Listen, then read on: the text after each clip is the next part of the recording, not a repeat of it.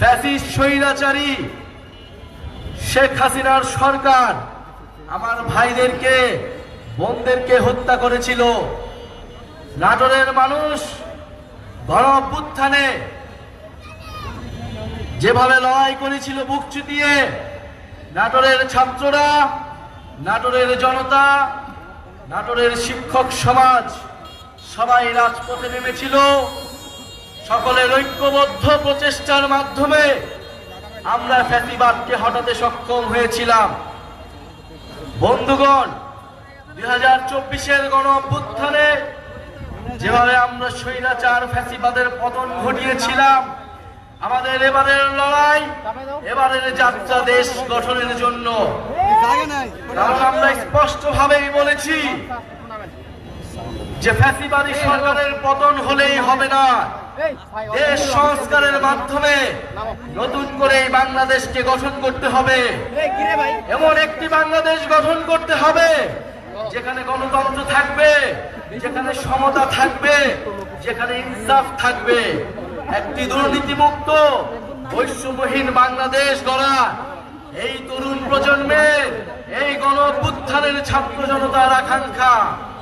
কিন্তু 5ই আগস্টের পর থেকে সেই আকাঙ্ক্ষা থেকে নানা পক্ষ সরে গিয়েছে।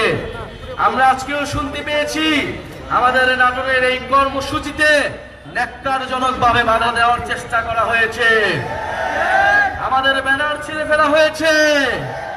হুঁশিয়ারি দিতে চাই, মাত্র 1 বছর আগের ঘটনা।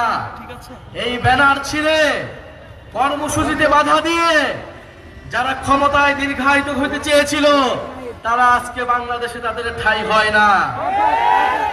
যদি এখনো শিক্ষা না নেই, যদি এখনো আমরা সেই স্বৈরাচারী ফ্যাসিবাদী সরকারের পতন থেকে শিক্ষা না নেই, তবে তাদের পরিণতিও সেই দিকেই যাবে। প্রিয় বন্ধুগণ, আমরা জানি নাটোরে কোনো ভালো শিক্ষা প্রতিষ্ঠান নেই, উচ্চ শিক্ষার কোনো প্রতিষ্ঠান নেই। আমাদের এখানে গ্যাসের সংকট রয়েছে। আমরা এত উন্নয়নের গল্প শুনেছি, কিন্তু আজকে নাটোরে আমরা দেখি এত ধরনের অবহেলা এবং বৈষম্য। জাতীয় নাগরিক পার্টি আপনাদেরকে কোনো মিথ্যা আশ্বাস দিতে এখানে আসেনি।